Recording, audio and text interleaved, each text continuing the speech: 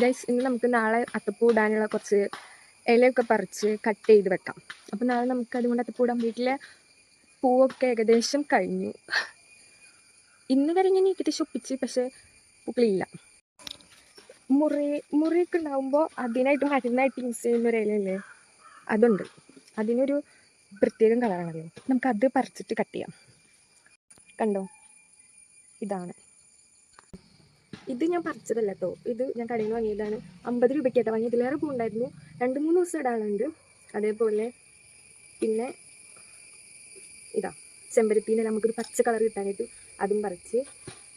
ഇതാണ് ഞാൻ പറഞ്ഞ മുറിയൊക്കെ ഉണ്ടാകുമ്പോൾ യൂസ് ചെയ്യുന്നത്. ഇതിൻ്റെ പേരെന്താണെന്ന് എനിക്കറിയില്ല. ഇതാ ഇങ്ങനത്തെ ഒരു കളറാണ്. കളർ എന്താണെന്ന് എനിക്കറിയില്ല. ഇങ്ങനത്തെ ഒരു കളറാണ്. അതാണ് ഞാൻ പറിച്ചിട്ടുണ്ടായിരുന്നത്.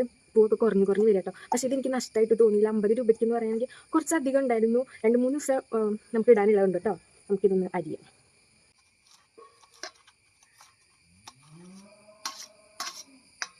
നമ്മൾ ചെമ്പരത്തിൻ്റെ എല്ലാം ദാണ്ടെ കട്ട് ചെയ്തെടുത്തിട്ടുണ്ട്. ഇതൊക്കെ കുറച്ച് വലിപ്പം കൂടി പോയി എന്നൊരു സംശയം. പക്ഷെ നമുക്ക് അടുത്തേക്ക് ശരിയാക്കാം. ഞാൻ പറഞ്ഞിരുന്നു, ഞാൻ അത്രയും എക്സ്പേർട്ട് അല്ല ഇതിലൊന്നും. രണ്ടാമത്തേത് മുറിയിനില് അങ്ങനെയല്ലേ പറയാം, അത് നമുക്ക് കട്ട് ചെയ്യാം. ഇത് കട്ട് ചെയ്ത് വരുമ്പോൾ ഈ ഒരു കളറായിരിക്കും ഏകദേശം ഉണ്ടാവുക. അപ്പം നമുക്കത് രണ്ടാമത്തെ ഒരു കളറായി കിട്ടി.